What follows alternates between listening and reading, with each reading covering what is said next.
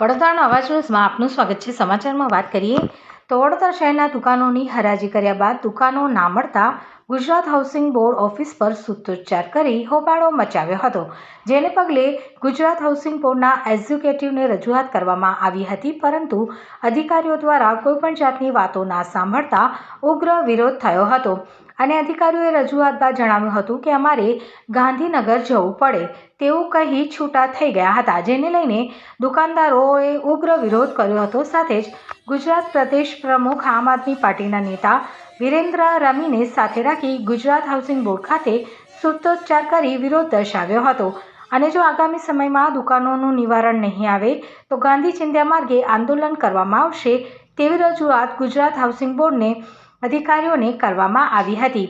આ સંદર્ભમાં આમ આદમી પાર્ટી ગુજરાત પ્રદેશ પ્રમુખ વિરેન્દ્ર રામી મીડિયા સમક્ષ માહિતી આપી હતી।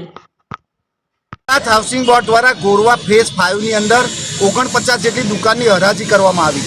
હરાજીના ટાઈમ પર લોકોએ જે બેઝ પ્રાઇસ હતી એ ભરી, પરંતુ જ્યારે હરાજીમાં એક ફાઇનલ બીડ પર જ્યારે ફાઇનલ બોલી બોલાઈ ગઈ, લોકોને દુકાનની ફાળવણી કરવાનો સમય આવ્યો, પરંતુ ક્યાંક ને ક્યાંક આ લોકોને હવે અત્યારે આંખો ખુલી છે। આ ભ્રષ્ટાચારી અધિકારીઓ અને ભ્રષ્ટાચારી સરકારે હવે આંખો ખુલીને આ લોકોને એવું કહે છે કે હવે તમને દુકાન નહીં એલોટ કરવામાં આવે। કેમ નહીં એલોટ કરવામાં આવે? તો કે ભાઈ પૈસાની બોલી ઓછી બોલાઈ તો તમારે બેઝ પ્રાઇસ વધારે રાખવી જોઈએ ને। પણ ક્યાંક ને ક્યાંક આ ભ્રષ્ટાચારની અંદર અધિકારીઓ અને તંત્રીઓ સંત્રીઓ અને મંત્રીઓ ભરાઈ ગયા છે, ત્યારે આજે ગુજરાતની પ્રજા દુઃખી થઈ છે। પણ આની અંદર અમારે સુપ્રીમ કોર્ટ જવું પડશે, હાઈકોર્ટ જવું પડશે, જઈશું, પણ આ લોકોને ન્યાય અપાઈશું। ઓકે।